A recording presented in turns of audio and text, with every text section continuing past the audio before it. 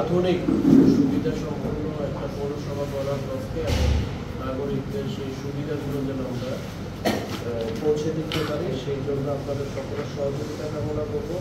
আমরা পৌরসভার রেগুলার কাজগুলোর পাশাপাশি আমরা আস্তে আস্তে এখন চেষ্টা করছি এখানে যারা পিছিয়ে পড়েছেন নারী, বিশেষ করে নারী এবং বেকার যুবকদের নিয়ে আমরা কাজ করার সিদ্ধান্ত গত বছর নিয়েছি। সেই আলোকে আমরা এখন পিছিয়ে পড়া অসহায় নারীদের সেলাই শেখানোর পাশাপাশি সেলাই মেশিন বিতরণ করছি পৌরসভার নিজস্ব অর্থায়নে।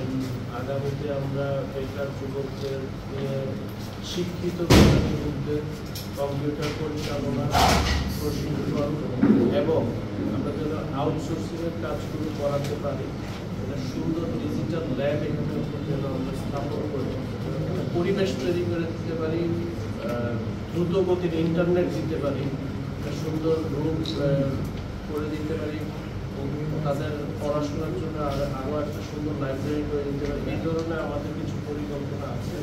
আমরা পৌরসভাকে শুধু নাগরিক সুবিধাগুলো দেওয়া, এটার বাইরেও আমরা একটু চিন্তা করছি যে আমরা পৌরসভার পিছিয়ে পড়া জনগণকে বা বেকার যুবকদের বা শিক্ষিত যারা আছে যারা বিভিন্ন কাজে আমরা নিয়োগ করতে পারি, তাদেরকেও যেন আমরা বিভিন্ন কাজে কাজ শিখিয়ে আমাদের এই বাংলাদেশের সামগ্রিক উন্নয়নে যেন আমরা ব্যবহার করতে পারি, কাজে লাগাতে পারি, সেই উদ্দেশ্যে আমরা কাজ করে যাচ্ছি। আমি আজকে এই মুহূর্তে আপনাদের সামনে চলতি অর্থবছর 2024-2025 অর্থ বছরের আয় ও ব্যয়ের বাজেট ঘোষণা করছি। এক নজরে বাজেট রাজস্ব ও উন্নয়ন সহ মোট বাজেট আয় 35,31,48,604 টাকা .32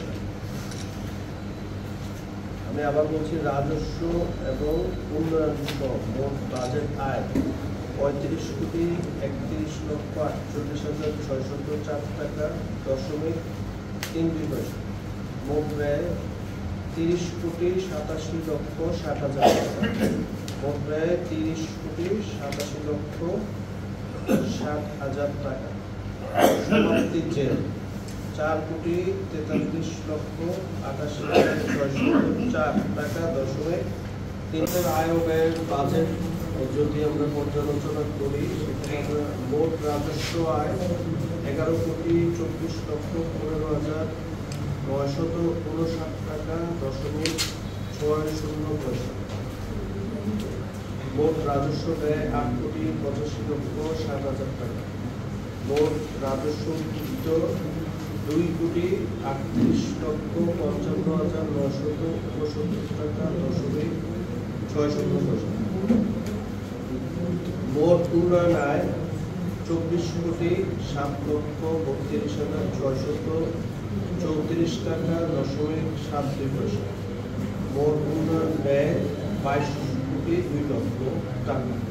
মোট উন্নয়ন উদ্ধৃত 2,05,32,634 টাকা .73। এইটা হচ্ছে আমাদের এক নজরে 2024-2025 অর্থ বছরের বাজেট। বাজেট আমি ঘোষণা করছি। এবং